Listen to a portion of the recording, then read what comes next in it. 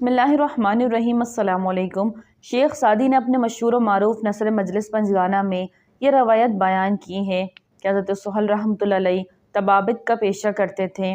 جب انہوں نے فقہ اختیار کیا تو ایک عرصہ تک ریاضت اور مجاہدات میں مشغول رہے، یہاں تک کہ ان کو کثرت سے رویائے صالح ہونے لگا اور ایک دو مرتبہ کسی معاملے میں کشف بھی ہوا۔ حضرت سہل رحمۃ اللہ علیہ کے دل میں خیال گزرا کہ وہ مرتبہ ولایت میں فائز ہو گئے۔ ان کا یہ خیال آہستہ آہستہ تکبر کی حد تک پہنچ گیا۔ اللہ تعالیٰ کو اپنے خاص بندوں کا گمراہ ہونا پسند نہیں ہے، چنانچہ حضرت سہل رحمۃ اللہ علیہ کے دل سے ولایت کا زام دور کرنے کے لیے ان کو الہام کیا گیا کہ تم خراسان جاؤ، وہاں کے ایک رئیس کی بیٹی جنون میں مبتلا ہے، اس کا علاج کرو۔ حضرت سہل رحمۃ اللہ علیہ یہ الہام ہوتے ہی خراسان کے لیے چل پڑے۔ خراسان پہنچ کر انہوں نے لوگوں سے اس رئیس کا پتہ دریافت کیا تو انہوں نے ایک عالیشان محل کی طرف اشارہ کیا۔ حضرت سہل محل کی طرف گئے تو دیکھا کہ وسیع و عریض قصر ہے، جس کے سامنے ایک دلکش باغ ہے اور اس میں کچھ آدمی گلگشت میں مصروف ہیں۔ حضرت سہل رحمۃ اللہ علیہ نے ان سے کہا کہ میں طبیب ہوں اور اس رئیس کی دیوانی بیٹی کا علاج کرنا چاہتا ہوں، اگر تم اس رئیس سے میرا تعارف کرا دو تو تمہارا احسان ہوگا۔ ان میں سے ایک شخص نے غور سے حضرت سہل کی طرف دیکھا اور کہا، میاں معلوم ہوتا ہے کہ تمہارا دماغ چل گیا ہے، آخر موت کو دعوت دینے میں کیا تنگ ہے، ذرا اس قصر کی دیوار سے اندر جھانک کر دیکھو۔ حضرت سہل رحمۃ اللہ علیہ نے اس دیوار کی پرلی طرف نظر ڈالی تو 20 کٹے ہوئے سر نظر آئے۔ واپس آ کر ان لوگوں سے پوچھا کہ یہ کیا معاملہ ہے۔ انہوں نے کہا، تجھ سے پہلے کئی طبیب آئے، انہوں نے یہ دعویٰ کیا کہ وہ اس لڑکی کا علاج کریں گے۔ رئیس نے شرط پر اپنی بیٹی کا علاج کرنے کی اجازت دی، اگر علاج کامیاب نہ ہوا تو ان کا سر قلم کر دیا جائے گا۔ چنانچہ یہ کٹے ہوئے سر انہی طبیبوں کے ہیں جو اپنے تمام نسخے آزمانے کے باوجود علاج میں ناکام رہے۔ اگر تم بھی اپنا سر کٹوانا چاہتے ہو تو ہمیں تعارف کرانے میں کوئی عذر نہیں۔ حضرت سہل رحمۃ اللہ علیہ نے کہا کہ مجھے سب کچھ منظور ہے، بس اس رئیس کے پاس مجھے لے چلو۔ چنانچہ وہ لوگ حضرت سہل رحمۃ اللہ علیہ کو قصر کے اندر لے گئے اور رئیس سے ان کا تعارف کرایا۔ رئیس اس وقت چند آدمیوں کے ساتھ گفتگو کر رہا تھا۔ اس نے حضرت سہل رحمۃ اللہ علیہ کو اشارہ کیا کہ بیٹھ جائیے۔ جب وہ آدمی چلے گئے تو رئیس حضرت سہل سے یوں مخاطب ہوا، رئیس، یہاں آنے سے تمہاری کیا غرض ہے؟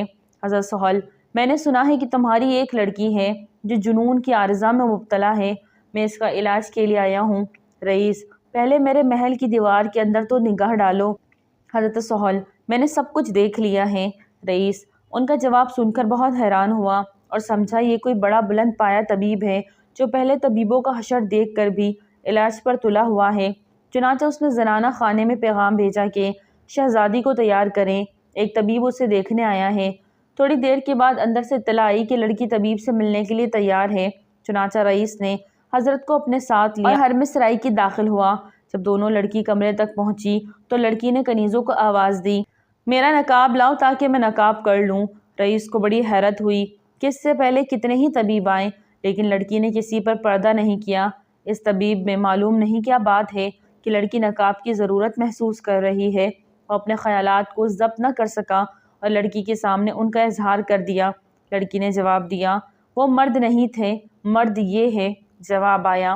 رئیس لڑکی کا جواب سن کر سٹ پٹا گیا، اس کی سمجھ میں کچھ بھی نہ آیا۔ حضرت سہل لڑکی کے قریب گئے اور السلام علیکم کہا۔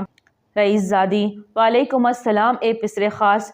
حضرت سہل رحمۃ اللہ علیہ، تم نے کیسے پہچانا کہ میں پسر خاص ہوں؟ رئیس زادی، جس نے تم کو یہاں بھیجا ہے اس نے مجھ کو بھی متنبہ کیا ہے، تمہیں اللہ نے ایسی نعمت سے نوازا ہے جس سے روح کو تسکین ملتی ہے، اسی وجہ سے میں خجالت محسوس کر رہی ہوں۔ رئیس یہ گفتگو سکر عالم طاہر میں کھو گیا اور ساکت و صامت دیکھنے لگا کہ اب کیا ہوتا ہے۔ ادھر حضرت سہل رحمۃ اللہ علیہ سمجھ گئے کہ لڑکی کو جنون نہیں بلکہ کوئی اور شے ہے۔ انہوں نے قرآن حکیم کی ایک آیت پڑھی کہ شاید اسی علاج ہو اور لڑکی کو سکون میسر ہو جائے۔ رئیس زادی جو ہی آیت سنی گش کھا کر گر پڑی۔ تھوڑی دیر بعد جب ہوش میں آئی تو حضرت سہل نے اس سے مخاطب ہو کر کہا، تجھے سرزمین اسلام میں لے جاؤں؟ رئیس زادی، سرزمین اسلام میں کیا شے ہے جو یہاں نہیں ہے؟ حضرت سہل، ارض اسلام میں کعبہ معظم ہے۔ رئیس زادی، نادان، اگر تو کعبہ کو دیکھے تو اسے پہچان لے گا؟ حضرت سہل، ہاں۔ رئیس زادی، میرے سر کے اوپر نگاہ کرو۔ حضرت سہل نے اوپر نظر ڈالی تو ایک عجیب منظر دکھائی دیا۔ ان کی نظر کے سامنے کعبۃ اللہ موجود تھا جو لڑکی کے سر کے گرد طواف کرتا معلوم ہوتا تھا۔ حضرت سہل رحمۃ اللہ علیہ یہ نظارہ دیکھ کر ششدر رہ گئے اور پھر بے ہوش ہو کر گر پڑے۔ تھوڑی دیر کے بعد ہوش میں آئے تو رئیس زادی سے پوچھا، تو نے یہ مرتبہ کس طرح حاصل کیا؟ رئیس زادی: نادان، تمہیں معلوم ہونا چاہیے کہ جو شخص اپنے پاؤں کے ساتھ کعبہ جاتا ہے وہ کعبہ کا طواف کرتا ہے، اور جو اپنے دل کے ساتھ کعبہ جاتا ہے کعبہ اس کا طواف کرتا ہے۔